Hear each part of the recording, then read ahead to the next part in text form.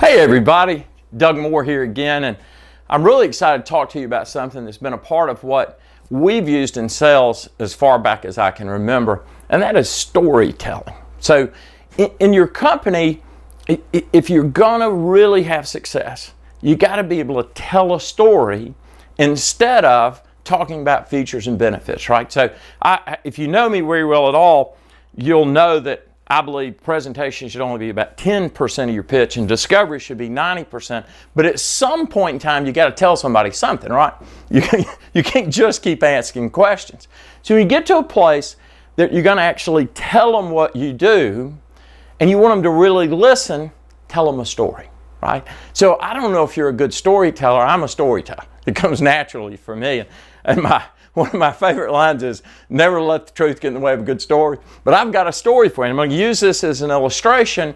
And one of the things that I've done through the years in managing and consulting and leading sales teams is trying to get people to have a stronger desire for success than they have fear of rejection, right? So you think about that. Those are two conflicting emotions. So it's like if you're a man and you see a beautiful woman, you might want to meet her, but fear would overcome it. So your desire to meet her is overcome by your fear of rejection.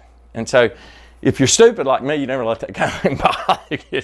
So, you know, so I'm going to give you a story. It's a true story. So in this case, it's actually a completely true story.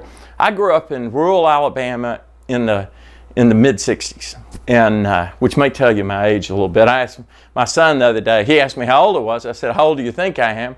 He said, 40. I said, you're right. So that's been my story ever since. I'm going to stick with that one. Down behind our farm, the guy had a machine shop. And he and my dad were close friends. My dad was an engineer, could work and build and fix on anything. He was also a big burly guy. And the owner of the machine shop liked my dad coming and checking on things because he felt like he was this free security guard. My dad would love to have caught somebody, you know. So back then you could pick up a Coke bottle for a nickel, and I could buy a Coke out of his Coke machine for a nickel, right? So all I had to do was pick up a Coke bottle. I'd walk into the machine shop. When the owner saw me, he'd always come out and talk to me. Super friendly. I'd put my nickel I'd give him the bottle. He would hand me a nickel. I'd put it in the Coke machine. I'd stand there and drink my Coke. It's going to surprise you, but I was always sort of a big kid, so I drank a lot of Cokes. So one day I'm standing there drinking a Coke, and this young black girl came walking in. And I knew her. She lived not that far down from me. You know, several houses down the road. I lived out in the country. She had a number of brothers and sisters. And I knew her from school, and you know, I was friendly with her. And she walked in, she had little pigtails going everywhere. And she walked up to the owner. I'm standing there talking to him. And she said, I need 25 cents. And he said, get out of here. What are you talking about? I'm not giving you 25 cents.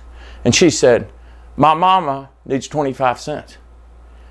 And he said, look, true story. Look, leave me alone. I don't know what you're doing, but I'm going to give you 25 cents. She stomped her foot on the floor and said, my mama needs 25 cents for bread and milk. And he looked at her, and she stood as firm as she could stand. He reached in his pocket, got out 2 quarters and handed to her. She had $1 under her arm. She walked out. Her desire for the 25 cents was greater than her fear. And I don't know how many times she would have taken no and continued to persevere, but I was convinced and he was convinced she wasn't going anywhere until she got the money. This little girl was 8 or 9 years old. I've never forgotten it. And it was a lesson to me as a young kid about toughness. She was tough. She was tougher than me. She was tougher than the guy that owned that machine shop. And she walked out of there and gave the money to her mom for milk and bread, and maybe got some eggs too out of that. But that's a great example. So when you think about in your sales life, in your professional life, how tough are you? How strong is your desire compared to your fear? And if it's not where it needs to be, then if you'll increase your desire, you'll start to overcome your fear. Guys, I hope you have a great week. I look forward to seeing you again next week.